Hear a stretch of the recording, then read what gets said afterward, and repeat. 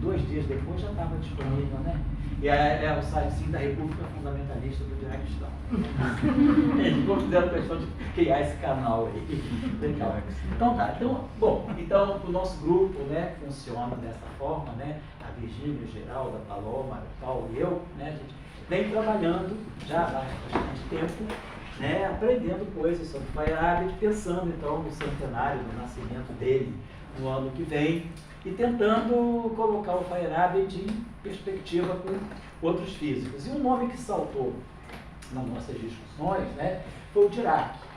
E a gente então tem, inclusive, dentro da proposta, né, de atividades para o ano que vem do centenário do Feyerabend, apresentar um possível diálogo imaginário entre Dirac e Feyerabend. Então a gente vai criar uma pequena peça, né? E para isso a gente está fazendo comparações. Então hoje eu estou colocando, sobretudo os estudantes mais jovens, né, de outras áreas que não devem conhecer o Dirac. O Dirac é um nome pouco conhecido. Dentro da física todo mundo conhece Einstein, todo mundo conhece Stephen Hawking, né, mas quase ninguém conhece Enrico Fermi, quase ninguém conhece Dirac, né? Quase ninguém conhece. Alguns conhecem Schrödinger por causa do gatinho, né? Então, Ricardo de Schrödinger, mas poucos conhecem Heisenberg, poucos conhecem Wigner, né? Que foram grandes nomes da física do século passado. Então, Dirac, eu estou colocando Emmy Noether, que eu faço questão de colocar porque era uma mulher, era uma matemática e que mudou fortemente o destino da física, né? A gente pouco fala disso, mas a gente está fazendo, Emmy Noether está presente ao longo de todo o século XX e Emmy Noether está presente ao longo do século XXI. Silenciosa, né, como ela foi, né, desconsiderada como ela foi, por ser mulher, a questão de gênero foi muito marcante na vida dela. Ela nunca teve emprego na Alemanha, nunca. Ela pisou nos Estados Unidos, lá ela teve emprego, mas morreu muito jovem. É muito bonito até ler um obituário que Einstein fez quando a Emmy Noether morreu. Então eu faço questão de colocar Emmy Noether e Paul Dirac, que são assim verdadeiros avatares, né, do Platão, mostrando como a natureza tem uma essência matemática. E o Dirac coloca as simetrias como sendo o aparelho abstrato. A gente consegue fazer medidas abstratamente através do conceito de simetria. As grandes previsões que ele fez baseadas no conceito de simetria. Então eu coloco como subtítulo Dirac e as simetrias como um detector abstrato por parte. E aí eu também estou colocando, né, nomes que alguns conhecem. Penrose, por exemplo, ficou famoso, assim, é um nome um pouco mais popular, assim, por causa dos buracos negros, onde ele ganhou o Prêmio Nobel de 2020 pelos buracos negros, mas eu estou colocando que tem uma relação causal aqui. Todos eles vieram do St. John's College de Cambridge. Não é à toa que a gente tem 3 prêmios Nobel, né, e todos trabalhando o aspecto matemático da física. Dirac, né, ele estuda, ele vê a qualidade, a essência matemática no microcosmo, que é o mundo subatômico, subnuclear. O Haldane, também foi prêmio Nobel, ele vê a qualidade matemática no mesocosmo. O mesocosmo já é a região da matéria que nós acessamos, então, a matéria acessível no laboratório. E o Penrose, ele vai para a qualidade matemática do macrocosmo, né? É ele que recupera a teoria dos buracos negros de Einstein, né? Porque Einstein, quer dizer, em 1915, Einstein lança a relatividade geral. Em 1916, uma das soluções que emergem das equações de Einstein, essa solução não foi trabalhada pelo Einstein, mas foi trabalhada pelo Schwarzschild. Essa solução, ela é a perspectiva de aparecimento de buracos negros na natureza. Mas os buracos negros sempre foram considerados uma espécie de uma curiosidade matemática das equações de Einstein. E foi Penrose, na década de 50, final da década de 50, década de 60, 70, 80, que ele vai levar os buracos negros a sério. E aí ele faz o estudo matemático mais profundo dos buracos negros e se torna uma pessoa que, assim, insistentemente acredita, né, que os buracos negros viriam a ser descobertos, como foram descobertos 100 anos depois. Né? Então, em 2016, a gente tem a primeira detecção de buraco negro. Não é à toa que o Prêmio Nobel de Penrose vem logo depois, de 2020. e também é uma pessoa, e todos eles, Dirac e Penrose, todos eles são físicos e filósofos também. Haldane não tanto, mas assim, o Penrose, e aí eu estou dizendo, todos vêm da mesma escola. Então, a importância, né, na formação, né, tem uma formação aí do St. John's College, que é essa formação de olhar a natureza sob um ponto de vista mais matemático em todas as suas escalas, na escala microcósmica, na escala natural, né, na escala praticamente humana, na escala dos materiais. Aí a gente está falando de física de materiais, física da matéria condensada com Haldane. E o Penrose já na escala extrema, na escala cosmológica, na escala macroscópica. Então, eu só queria chamar a atenção de que as coisas não aconteceram isoladamente. Tem uma relação causal entre todas essas pessoas aí. E aqui, uma coisa importante também, é que a gente está num centro de física. Num centro de física, e a gente sabe que a nossa comunidade, muitas vezes, é preconceituosa quando se fala de metafísica na física, quando se fala de filosofia na física. A gente sabe que existe esse preconceito. A gente vai dizer, não, isso é física, isso é metafísica. Não, a metafísica está por trás da física, né? Eu acho que essa frase dita do Einstein, esse escrito do Einstein é muito interessante, né?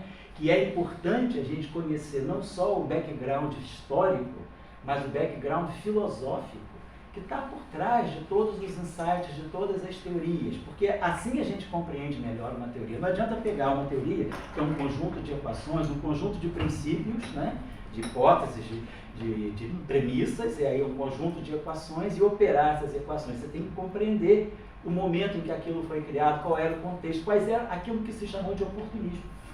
Né? Por isso que Galileu era oportunismo. Oportunista nesse sentido, ele soube ler o seu momento histórico, né?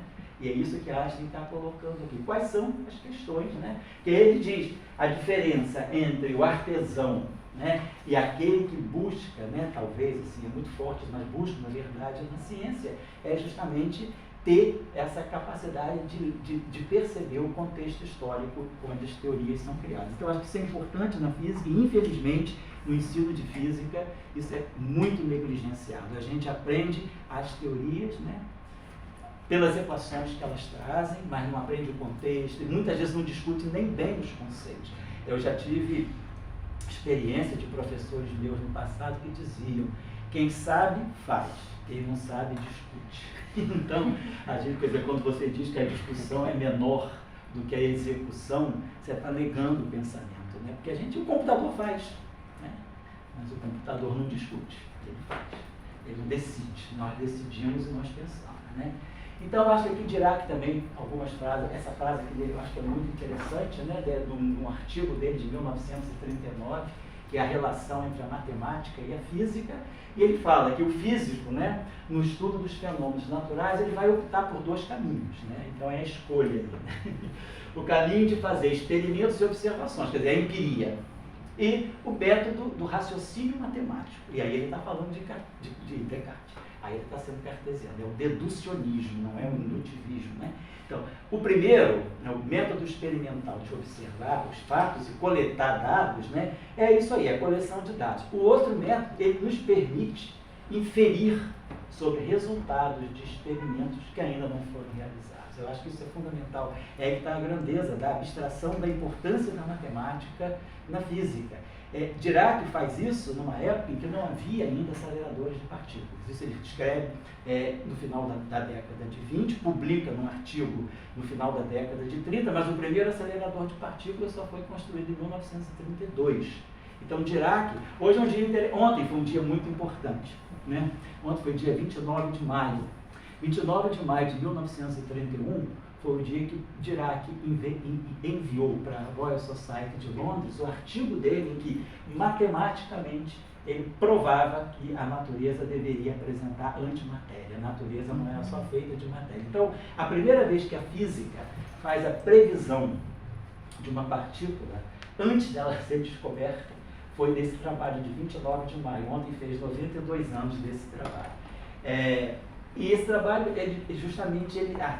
num contexto em que ele está, nós estamos em 1931. O que nós conhecemos? O elétron, que havia sido descoberto experimentalmente em 1897, e o próton, que tinha sido descoberto em 1919. tínhamos o fóton, que foi detectado em 1923. Então, Dirac tinha 3 partículas na mão: elétron, próton e fóton. O nêutron ainda não havia sido descoberto nessa época, em 1929.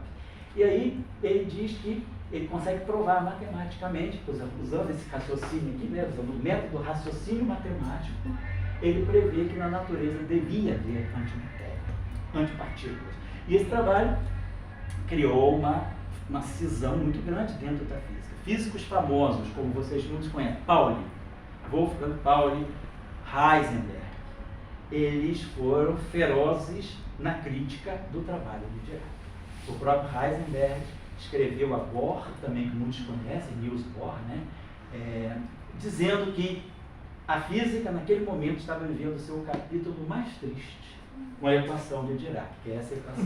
Quer dizer, a equação de Dirac é o capítulo mais triste da física que nós estamos vendo. Isso aqui, essa equação, essa camiseta aqui, a gente fez aos 90 anos da equação de Dirac, em 2018, que a equação de Dirac é de 1928.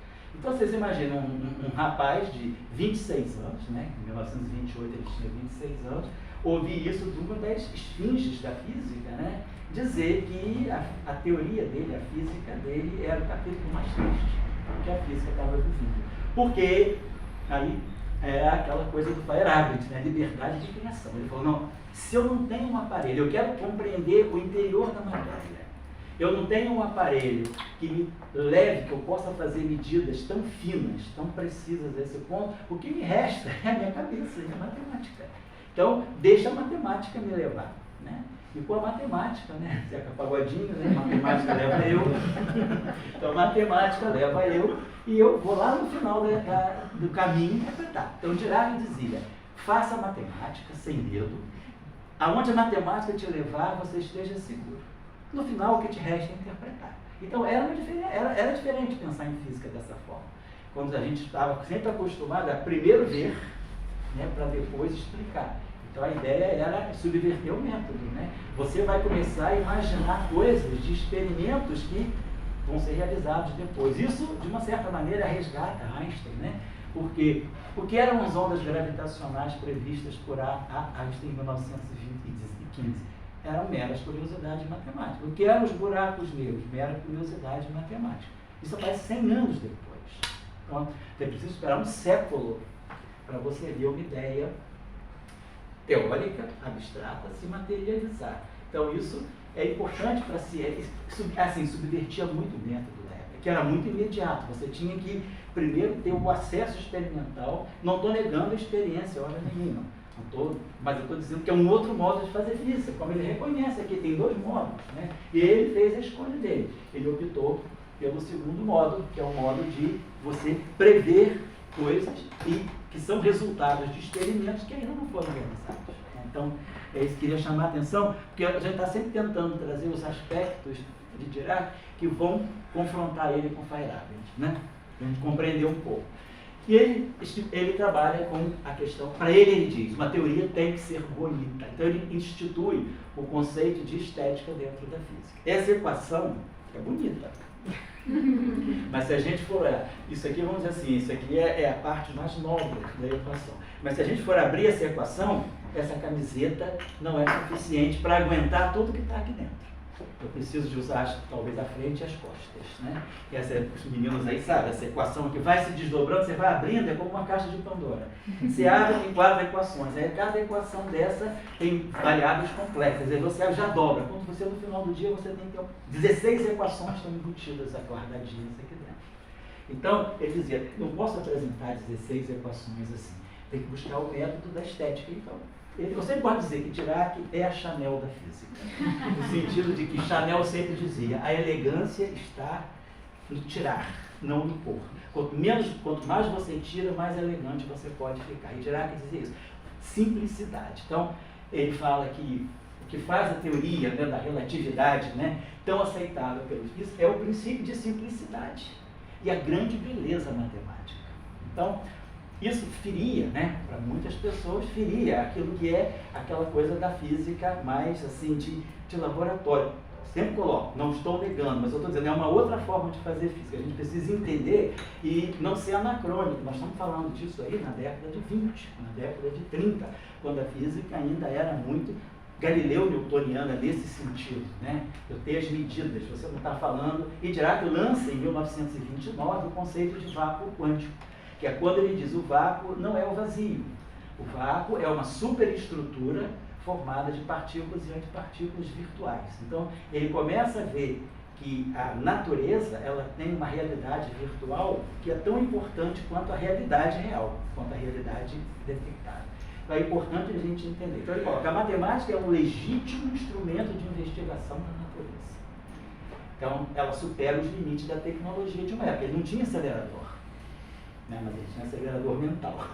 O acelerador dele era os neurônios, né? Então, simplicidade, beleza e estética eram para ele. Ele chegou a dizer que uma teoria, se ela não bate com o experimento, não é um problema. O problema é se ela é feia.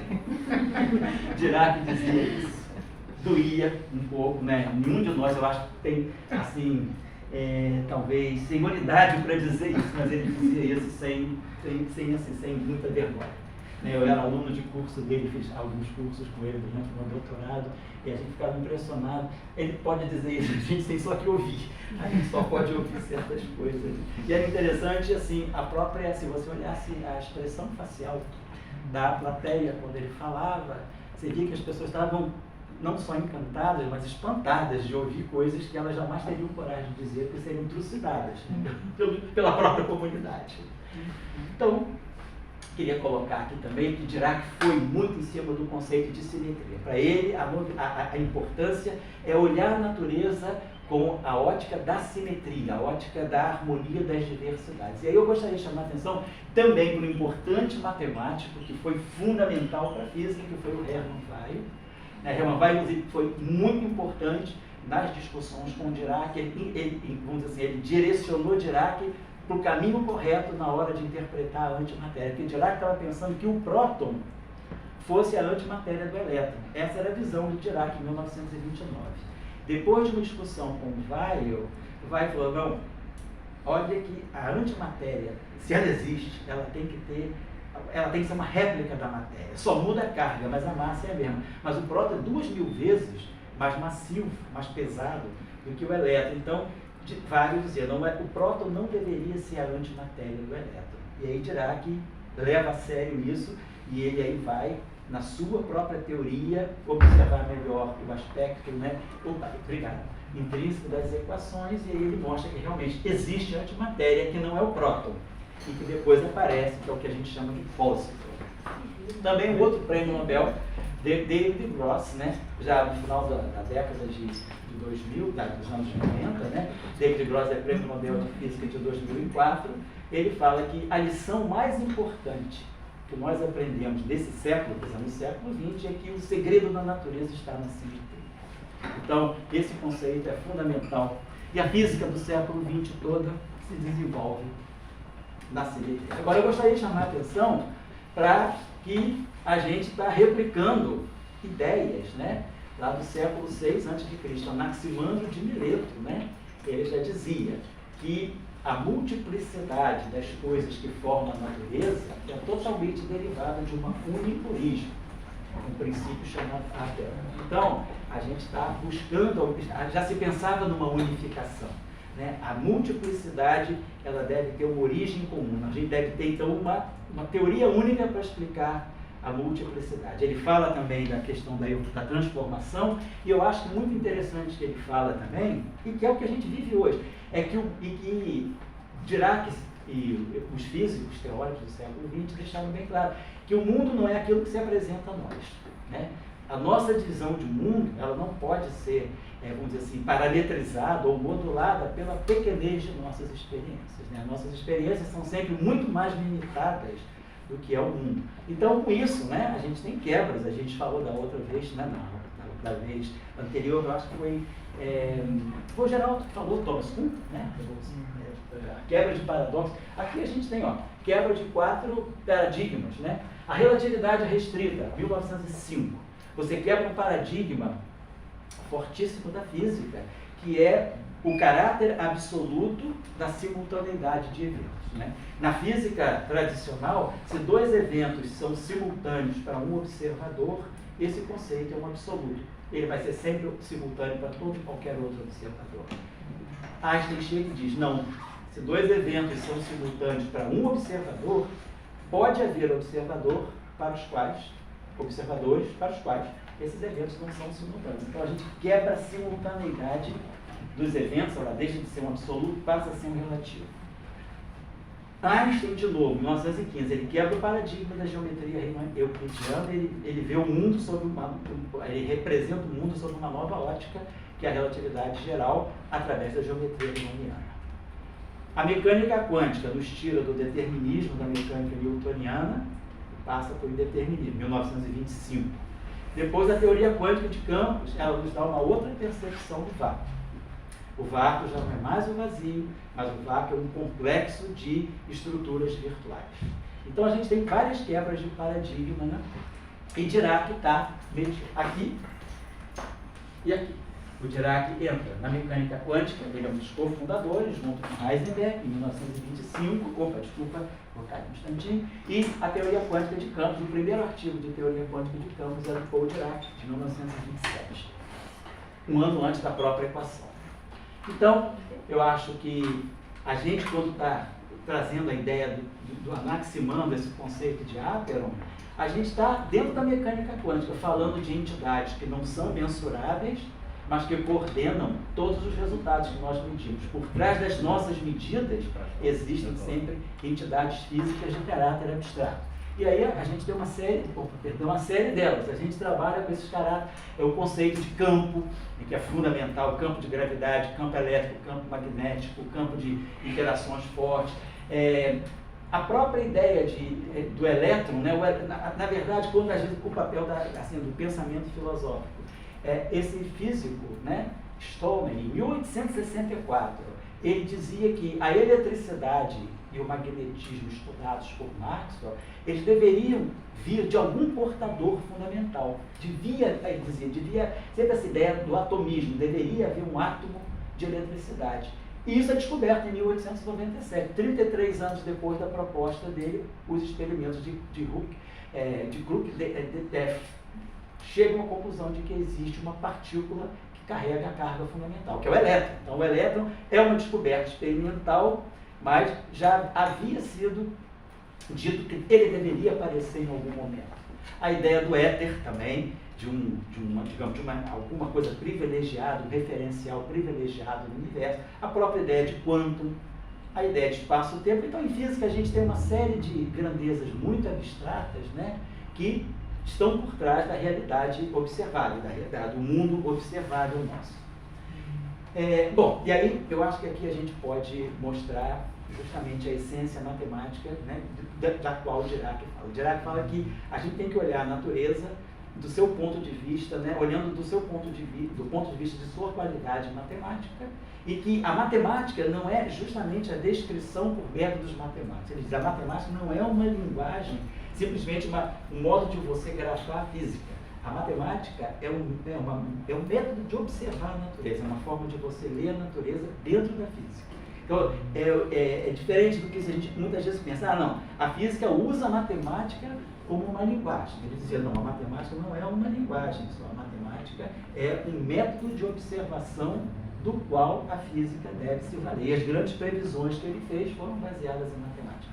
Aqui são 3 artigos interessantes do Dirac, filósofo, né?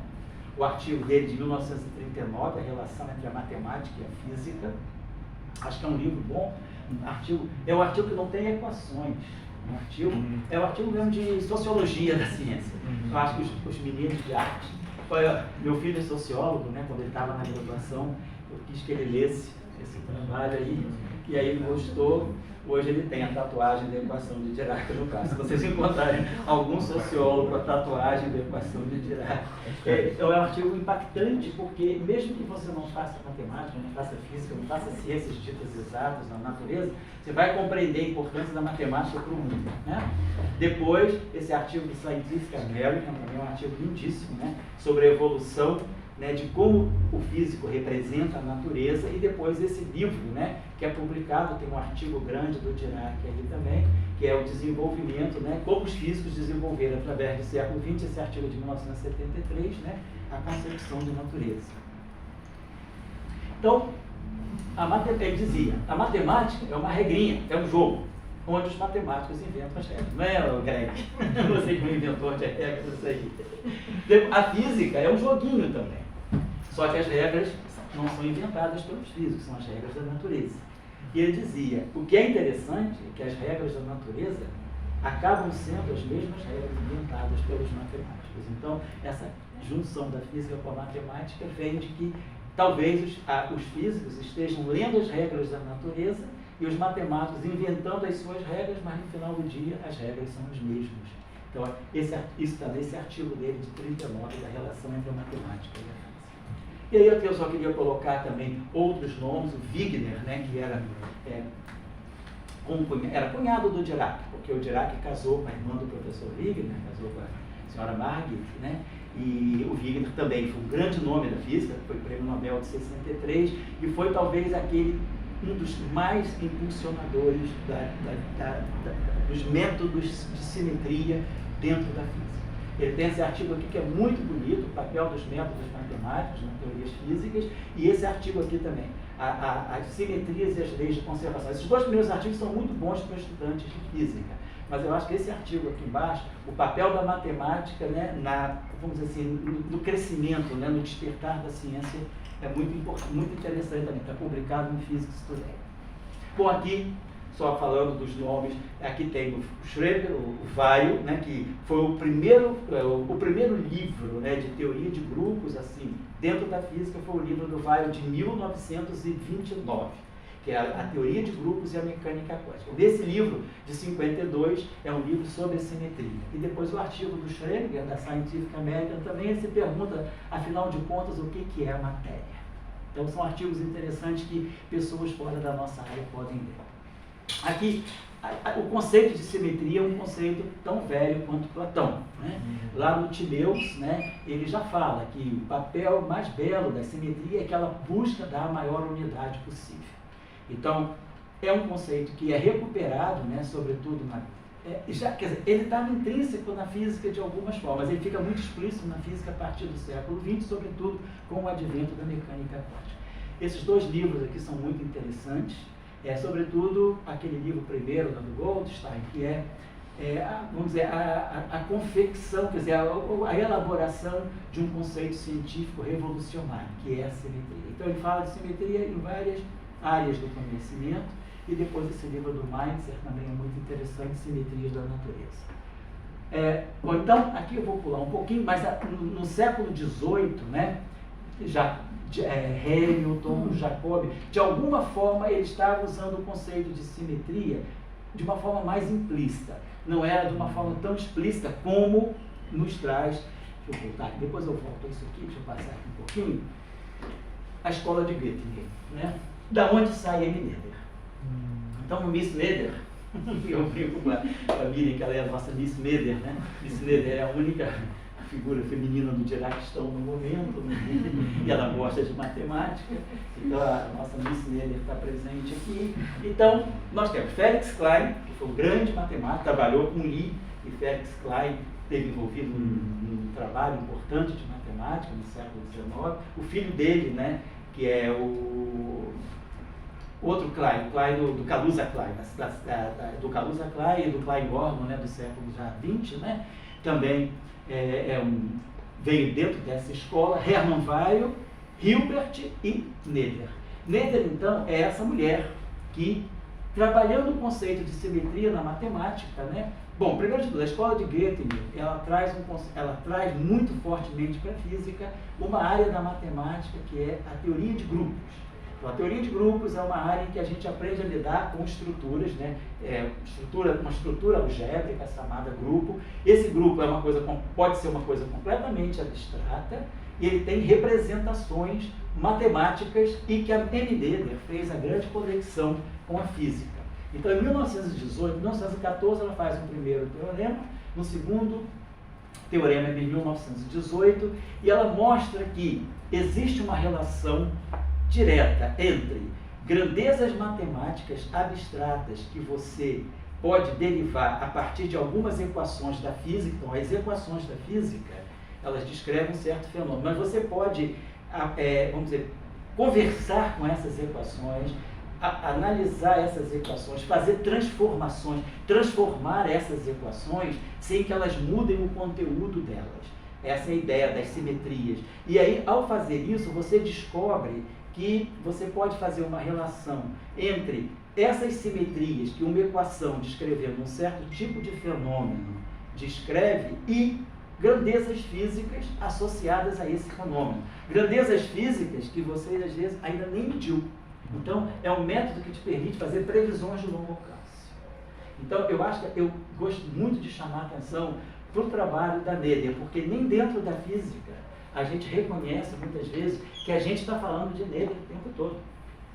Toda a teoria de Young-Mills, tudo que a gente fala de unificação, a física que se desenvolve a partir da década de 60, ela é uma física noetheriana, né? Talvez por ser mulher, nunca ter tido emprego, direito, ser desconsiderada por uma questão de gênero, né? A gente sabe o quanto a física é machista, quantas mulheres importantes não ganharam o prêmio Nobel por serem mulheres, mas explicitamente por serem mulheres. Não era uma coisa velada, era uma coisa dita, né? Como, por exemplo, aconteceu com a Lise Meitner, como aconteceu também com a Jocelyn Bell, como aconteceu também com a Madame Wu, mulheres que estavam com o prêmio Nobel na mão e não receberam questão de gênero, nem emprego, nem Nobel. Né? E ela, assim, ela trouxe essa grande contribuição. Então, eu acho que é fundamental a gente, nesse período assim, que a gente está discutindo aspectos mais história da ciência, resgatar esse nome, né? Sobretudo, assim, para valorizar o papel, já que a gente está querendo trazer o gênero feminino para a ciência, mulheres na ciência, meninas na ciência que o CNPq cria, tem que chamar o nome da Noether, em evidência, porque essa mulher mudou a física. Né? E é uma coisa interessante porque não é simples o que ela faz, mas como ninguém pensou antes, né? Nem Einstein pensou antes, nem Dirac. O Dirac, sobretudo, navegou nas ondas dela. O teorema dela é de 1918 e Dirac entra na física em 1923, quando ele começa o doutorado dele em Cambridge. E aí ele se encanta por essa ideia da simetria. E essa ideia de que você, trabalhando com equações abstratas, que podem descrever um fenômeno, você, a partir dessas equações abstratas, fazendo manipulações, transformando essas equações, fazendo mesmo farmácia de manipulação. Uma equação, você manipula, você vai descobrindo simetrias ocultas. Essas simetrias têm representação, são representações matemáticas, e você faz uma conexão com o mundo físico, dizendo, isso pode ser usado para descrever a carga elétrica, isso pode ser usado para descrever o magnetismo. Então, essa conexão entre grandezas abstratas e física, e medição, fenômenos, né, a gente deve muito a Noether. E com isso a gente teve muitas previsões. O bóson de Higgs foi previsto dentro dessa vibração, onda de gravidade, partículas elementares, a antimatéria, os quarks. Então, a partir dessa reflexão de que a gente consegue estabelecer essa relação direta, né, entre a matemática e o abstrata, né, e grandezas físicas, foram previstas muitas partículas. Se a gente olhar a física do século XX, né, século passado, das partículas chamadas partículas fundamentais do modelo padrão, só uma não foi prevista teoricamente. Todas as outras foram previstas teoricamente e posteriormente descobertas. Então, o tempo entre a previsão matemática e a descoberta física é de algumas décadas. O bóson de Higgs, por exemplo, levou 50 anos, 48 anos para ser descoberto. Então, os neutrinos previstos em 1930, o primeiro neutrino só aparece em 56, a segunda família em 62 e a terceira família só em 2000. 70 anos para se fechar as três famílias de neutrinos previstas em 1930. Aqui eu queria chamar a atenção para um trabalho também interessante de um colega brasileiro, né, José Cássio de Barros. Ele hoje trabalha na Califórnia, uma pessoa simpaticíssima. E ele fez esse trabalho que eu acho muito bonito. Eu faço questão de citar que ele usa o conceito de simetria na teoria da percepção. Um trabalho lindíssimo, né, feito por... o Acácio, que é conhecido lá da Letícia, ele está muito ligado ao pessoal do HCTR. Ele se formou aqui na UFRJ, fez o doutorado no CBPF com Newton da Costa, que é um matemático, né?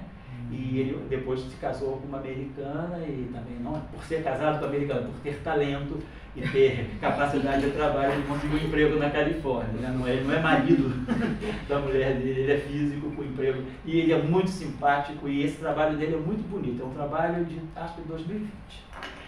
Então a simetria. Simetria é o grande conceito que está em jogo, que faz a mecânica quântica disparar. O conceito de simetria é fundamental.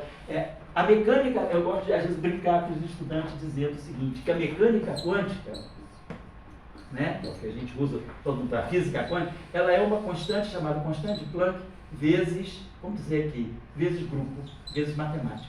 Então se a gente pega as previsões, os resultados da teoria de grupos, que é puramente matemática, e acrescenta uma constante física que relaciona energia com tempo, a gente chega na mecânica quântica. Então é um raciocínio assim, fundamental para a mecânica quântica. O grande desenvolvimento da mecânica quântica, da física de partículas no século XX, se deve à teoria de grupos, se deve ao teorema de Miller.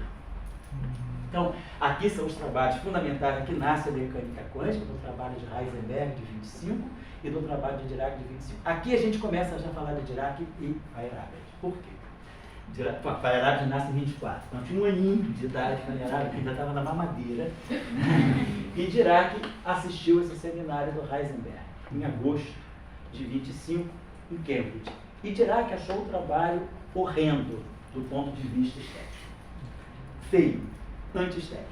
E o orientador dele, Peter Fowles, falou, pô, são as férias, você vai para Bristol, vai para casa descansar, leva esses escritos aqui do Heisenberg que ele deixou comigo. E Dirac, nesses 2 meses, 3 meses de recesso, ele conseguiu falar, não, agora eu vou transformar esse trabalho num trabalho bonito e estético. Ele faz esse trabalho. A mecânica chamada mecânica matricial de Heisenberg era uma coisa empírica, ela dava certo. Então, você tinha certeza de que as duas equações correspondiam às emissões e às absorções dos átomos quando interagindo com a luz. Então, ele tinha um resultado que era certo. Ele queria reproduzir dados experimentais. Então, ele não estava interessado em beleza.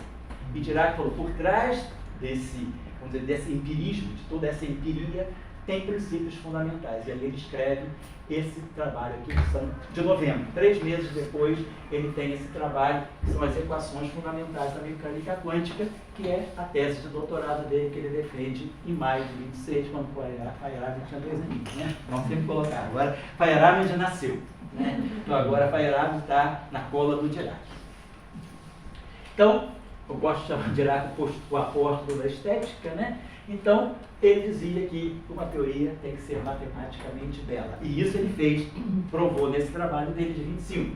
Ele escreve uma nova matemática. Ele traz para a física os chamados Q-numbers, quantum numbers, ou números que não comutam. X vezes Y não é mais Y vezes X. A ordem dos fatores altera o produto, né? Ele traz essa nova categoria de números para poder descrever a mecânica. Tudo que estava implícito nas equações horrendas de Heisenberg, ele torna estéticas e bonitas, né, nesse trabalho dele. Então, eu acho que é fundamental o início da mecânica quântica com Dirac e depois Schrödinger.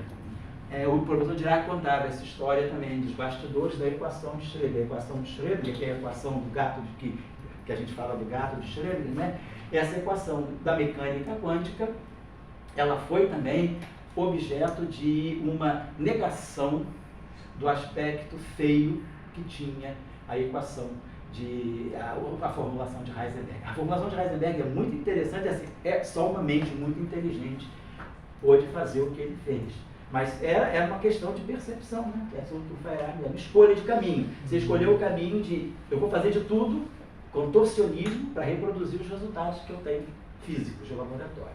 O outro fala, não, eu não vou por esse caminho, eu vou buscar um caminho de elegância e vou querer chegar a esse mesmo resultado, né? Então, são as duas formas de fazer física, por exemplo, nessa época. E digamos, o trabalho de Schrödinger, ele causou, assim, ele foi muito importante, porque ele trouxe, assim, algo que aconteceu também, que o ano que vem vai ter 100 anos, que foi a tese defendida por Louis de Broglie, né, que fala da dualidade onda-partícula, que é de 1924. Foi fundamental para a equação de Schrödinger para o elétron. E aí vamos dizer, é o conceito de dualidade, né, de Dirac, do de Broglie, de 1924, ano em que nasce Feyerabend. Então, Feyerabend nasceu com a mecânica quântica, né? Então, ele tinha uma relação assim mesmo de, quase que kármica, né? Com a mecânica quântica. Ele inicialmente era chamado de um filósofo da mecânica quântica. Não, à toa, não. O começo da carreira filosófica dele foi essa. Talvez, como você, teu papai, que é filósofo, lia para você de muitas histórias da caverna, né? O papai dele, certeza, né? Lia para ele, ele começou a ler, desde pequenininho, livros de mecânica quântica. Né? Mas então, a mecânica quântica, ela nasce muito com esse debate entre a estética na física e, vamos dizer, o aspecto experimental. Ambos são físicos, né?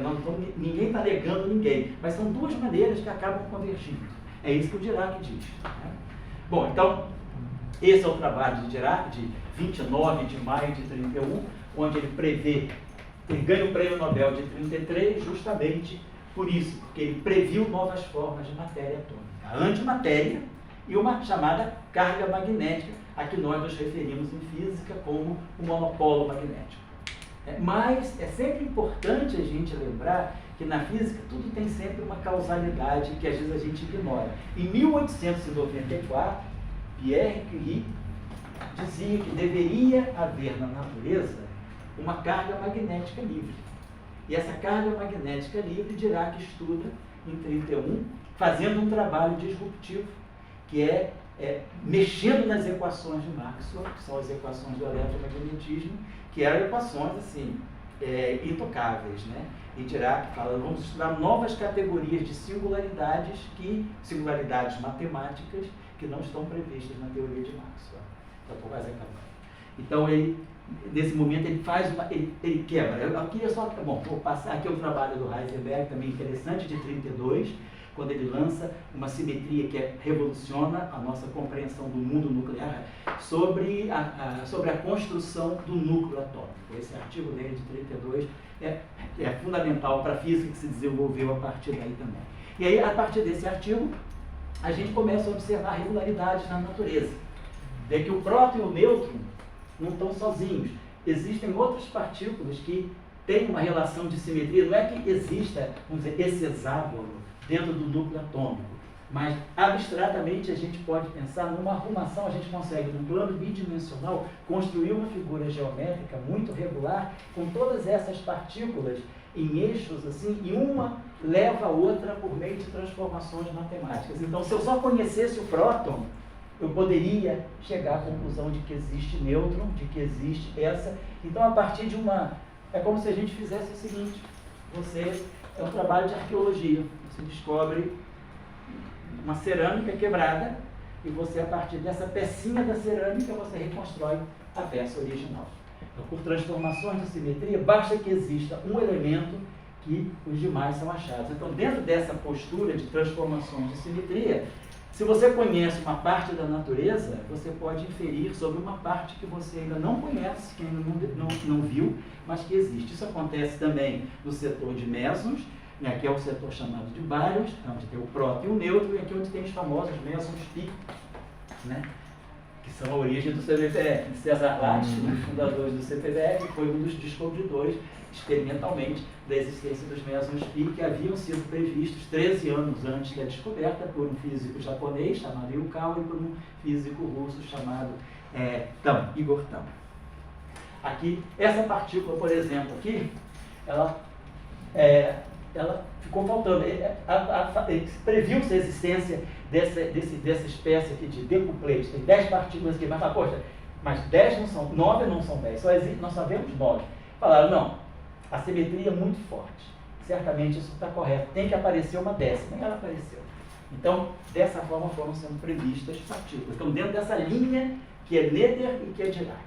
Bom, 2.500 anos depois de Anaximandro, né, já em 1964, Gell-Mann e Zweig, eles preveem a existência de estruturas mais fundamentais do que os prótons e os nêutrons. Então, são chamados quarks. Nessa época, partículas hipotéticas, previstas por argumentação também de simetria. Elas seriam um triângulo, né, e nós somos feitos só dos quarks U e D. Então, nós somos feitos de prótons, nêutrons e elétrons. Então nós temos quarks U e quark D. O quark S, que é um quark estranho, ele é um quark que existe na natureza, ele pode ser produzido na natureza, mas ele não existe in natura. Todos os elementos da tabela periódica são formados, os nuclídeos, né, os núcleos são prótons e nêutrons, e prótons e nêutrons são feitos dos quarks U e D. O quark U, o próton tem quark U e D, 3 quarks, 2 U's e 1 D. E o nêutron tem 1 U e 2 D's. Então, você começa sempre nessa pegada do atomismo. Tá bom, o núcleo atômico, para Rutherford em 1913, ele descobre, em 1911, ele descobre o núcleo atômico. Mas ele não sabia que ali dentro tinha prótons e nêutrons. Aí, fazendo experimentos em 1919, ele fala, dentro do núcleo tem prótons. Não sabia que tinha nêutrons. Em 1932, o nêutron é descoberto. Então, você sai do átomo, vai para o núcleo. Do núcleo, você vai para o próton e para o nêutron. Do próton para o nêutron, do próton e do nêutron, a gente vai para os quarks. E dos quarks, a gente espera ir para os prédios, que estão previstos também, né, um trabalho de previsão, mas ainda não foram detectados. Né? Então a gente espera que a natureza ainda nos dê objetos mais fundamentais. Eu queria voltar uma coisa lá atrás que eu pulei, que era uma questão assim, isso eu estou colocando assim, se pensar, se discutir, eu até mesmo vou pensar, mas assim, eu diria que por trás do conceito de simetria, a gente tem alguns aspectos metafísicos.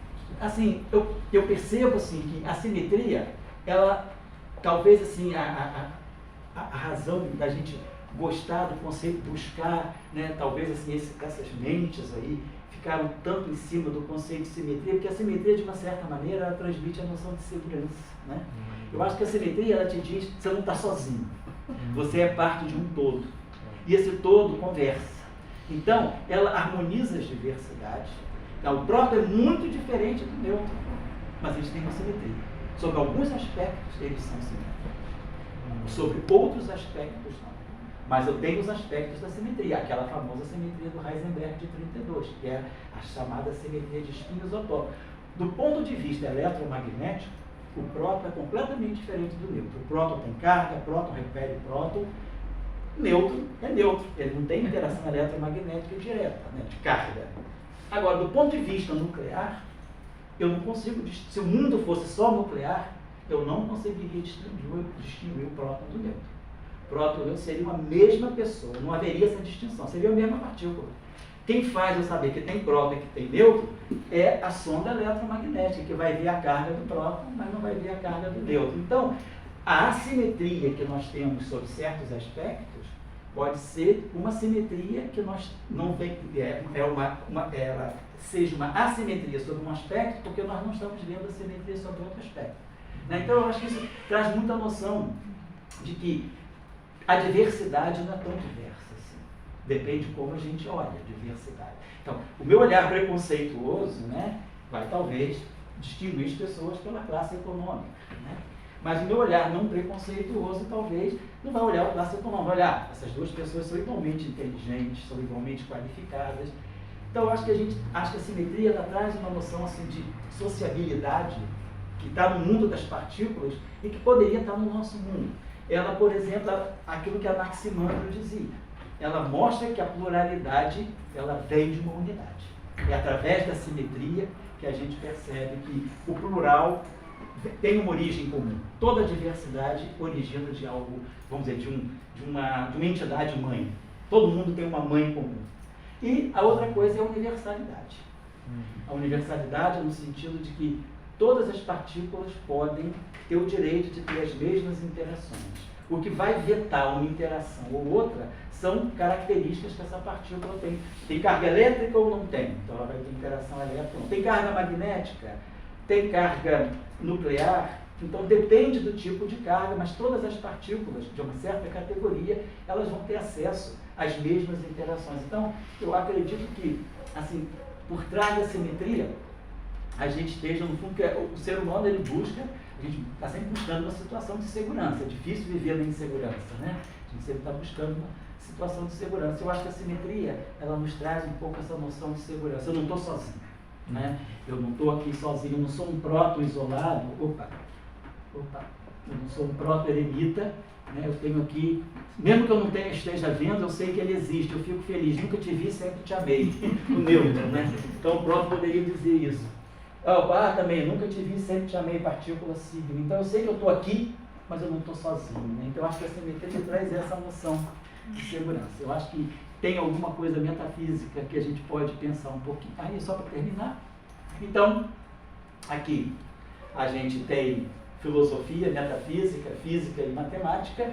Está tudo dentro dessa nossa discussão, né? A gente não está interessado na utilidade imediata das coisas, nós estamos interessados no significado, né? A ciência busca esse significado. A utilidade vem, né? Para que serviam as equações de Maxwell em 1867? Curiosidade matemática, era o que muitos físicos diziam. As equações de Maxwell são mera curiosidade matemática. Em 1888, 21 anos depois, Hertz mostra que as equações de Maxwell tinham razão de ser. As ondas que ele produz eram ondas eletromagnéticas que seguiam exatamente a dinâmica prescrita pelas equações de Maxwell. Mas não tinha tecnologia. A tecnologia só veio em 1904, com Marconi, quando ele faz a primeira comunicação de telégrafo sem fio. E hoje, o que a gente faz sem as ondas eletromagnéticas? Nada, né? Quando Dirac escreveu a equação da antimatéria, né, em 1931, ele morreu sem saber, em 1984, que haveria o PET, né, a tomografia de elétrons e positons para curar o câncer. Então, em ciência, a gente tem que ter um pouco nessa paciência de que, para que serve hoje nada? Para isso tem um livro muito interessante de um filósofo historiador italiano chamado Lucio Ordine, que se diz A Utilidade do Inútil. Então, aquilo que é inútil hoje pode ser extremamente útil. A mecânica quântica. Quanto valia a mecânica quântica em 1925? Era o trabalho de Schrödinger, o trabalho de Heisenberg, o trabalho de Dirac. Hoje, né, segundo, né, a economia da física, né, os escritos econômicos, a gente sabe que as potências tecnologicamente mais desenvolvidas, né, 70% do PIB vem da mecânica quântica. Então, a mecânica quântica ela é responsável por quase 70% do PIB dos países mais desenvolvidos. E a gente usa de graça. Alguém paga royalty para usar a equação de Schrödinger, né? A gente escreve as equações, essa equação aqui a gente escreve, reproduz. Quantos trabalhos vocês fazem, né? Ninguém gasta nada, né? Então, acho que tem uma coisa importante aí, a gente pensar dessa forma na ciência. Não está nunca preocupado com essa coisa capitalista. Eu estou estudando isso, para que serve? Não serve para nada. Então, eu acho que, aí eu faço, para finalizar, né?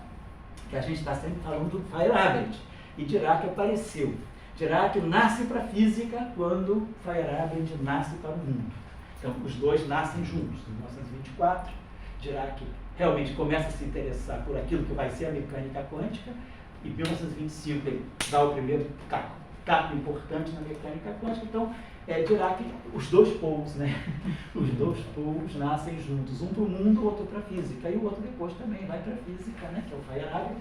E aí, Dirac buscava a libertação, né, dos grilhões que a metodologia científica, que o método científico colocava na época, que você tem que se ater aos experimentos, são os dados empíricos que vão governar a tua física. Dirac dizia, não, é o raciocínio matemático que vai governar a minha física. Os dados empíricos virão, mas eles não são o meu ponto de partida. Transgredia. Então, nesse sentido, ele foi um grande transgressor. Por isso, Heisenberg, Pauli, que eram aquelas pessoas academicamente, né, rígidas, achavam Dirac assim. Eles diziam, era a coisa, o que é que o Heisenberg chegou a dizer que, em vista da equação de Dirac, eu estou me retirando dessa área da física. Eu não quero pertencer a essa comunidade, porque ele repudiava grandemente. Eu fui colega de pós-doutorado, quando eu estava terminando meu doutorado no INCRES, chegou para trabalhar lá com o professor Salão também, o pós-doc, que era o método Bohr, o Bohrzinho 3. O Bohrzinho 3 tinha muitos, ele levou assim, escritos, né, das cartas que o vovô recebia. Olha, Dirac era assim, se houvesse rede social, ele era cancelado diariamente. Ele não fazia questão de lacrar, porque ele era muito discreto, quietinho, ouvia tudo com muita atenção, mas assim, as cartas de Pauli, as cartas de Heisenberg, acusando Dirac assim, de subverter a ordem. Então ele era um transgressor. Tá? E ele emancipou a física, nesse sentido. Deixa também a matemática falar. né? Deixa a matemática te levar. Claro, ele nunca negou o experimento, mas ele dizia, parta da abstração que o experimento virá, porque a própria curiosidade da física vai fazer com que você queira testar. E outra coisa que eu acho que foi os dois trabalhos, o Feyerabend tem escrito diretamente sobre arte, mas Dirac era um artista, mas o seu pincel, a sua letra era linda, a letra do Dirac era irrepreensível, pequenininha, linda, tudo certinho. A tese de doutorado dele, a gente tem o xerox, né, do que foi o rascunho da tese de doutorado dele, tem um lixo, né? Parece partitura de Mozart, né? O cara escrevia à primeira vista sem errar. Não tinha um erro, rabicho. Então, eu acho que ele estava buscando, né, a estética nas equações, como o Feyerabend estava buscando também a estética no mundo, nas artes. Então, eu acho que tem muitos pontos em comum, apesar de aparentemente Feyerabend parecer o anarquista que diz que vale tudo, e Dirac parecer aquele cara corretinho. Todo mundo pensa que Dirac é transgressor. Hoje se pensa assim, mas vai perguntar ao Paulo. Vai perguntar, então, Dirac transgressor, Dirac libertador, Dirac parecia aquela pessoa certinha. Se olhasse para ele e dizia, esse cara é gerente do Bradesco. Ele é o oposto. Então, a emancipação dele está nessa libertação de deixar a física também seguir o caminho da anti-empiria. A física precisa de empiria, de experimentos, mas não só isso. A física precisa de mais matemática, e ele dizia, a matemática ela não contribui, ela não sufoca a tua intuição, ela refina a tua intuição. Ninguém, eu acho que todo mundo aqui que faz física, todos os físicos estão presentes, alguém nasceu com intuição para mecânica quântica? A gente já tem problema com o princípio da inércia, né? A gente já tem problema com a primeira lei de Newton, né? A gente acha que para ter movimento retilíneo uniforme tem que ter um anjinho empurrando. A gente até limpa, né, esses defeitos de formação que a gente tem com a própria lei de Newton, né? Ação e reação a gente acha que atua no mesmo corpo. Então, a gente já não é nem newtoniano, quanto mais quântico, né? Então, como é que você vai querer que a tua intuição seja natural para a mecânica quântica? Você precisa ter adestramento, e a matemática, Dirac dizia, sem matemática não se consegue um mundo quântico, né? Era a visão dele. Então, eu acho que eu terminei por aqui. Em defesa da ciência, então, os nossos amigos aí das artes, né? A gente também gosta de ler arte, mas ó, esse livro do Poincaré é muito lindo, O Valor da Ciência, Max Weber, um dos fundadores da sociologia moderna, Ciência como Vocação. Esse livro, essa tese de doutorado do Burt, é espetacular, As Bases Metafísicas da Ciência Moderna. Popper, o Paulo falou na semana passada bastante sobre o Popper, falou sobre o Kuhn, né, a estrutura das revoluções científicas. Eu acho esse livro aqui muito legal. A Utilidade do Inútil é um bom livro para a gente dar para os negacionistas. Para as pessoas entenderem que, corta a ciência isso é inútil, isso é inútil. Não. Fala isso. Né? E esses caras, em geral, são os caras que têm tecnologia. Eu não tenho celular, mas esses negacionistas têm tablet de quinta geração. Né? Então, eles adoram a ciência, mas negam a ciência. Então, esse livro é muito legal. Esse livro do Útil, eu boto para os meninos do ensino médio lerem, e eles mudam assim, o pensamento deles sobre ciência. Outro livro lindo do Carlo Rovelli, esse A Realidade Não É o que Parece. Também é um livro muito interessante. Então, eu acho que a gente termina por aqui, né? Aqui tem algumas reflexões. A gente, eu coloquei que na aula passada a gente falou muito sobre a questão de fatos, né? Então, eu acho que eu gosto muito dessa frase do Nietzsche, que é que não há fatos, apenas interpretações, né? Então, não é narrativas, né? Interpretações. Então, a gente está falando de fatos e interpretações. O Habermas já diz que a gente constrói uma verdade, né, a partir de um consenso geral que se cria pela argumentação. E os pragmáticos dizem, só é verdade aquilo que eu consigo ver os efeitos. Né? Então, esse é o pragmático, né? E eu diria que eu colocaria o Dirac mais na fase nietzschiana. Bom, então é isso aí. Quem quiser assim, entrar em contato, nós, Professor Global, a gente tem esse site aí com muitos debates, inclusive essas discussões vão ser colocadas no Professor Global. Já tem palestra da Virgínia, muito prazer, Feyerabend, não é? A Virgínia fez uma palestra no ano passado, está no Professor Global, a Paloma também tem a palestra do ano passado no Professor Global sobre Feyerabend e sobre arte, né, Paloma? Então, a gente tem muitas coisas. Esse Professor Global, a gente tem, desde o ensino fundamental, aulas sobre logaritmo, a gente bota tudo ali, todo o lixo que a gente produz. E aí, queria agradecer aos meninos aí da República do Diraquistão, né, o João Paulo, o Bernard, ao Tchau, ali, né?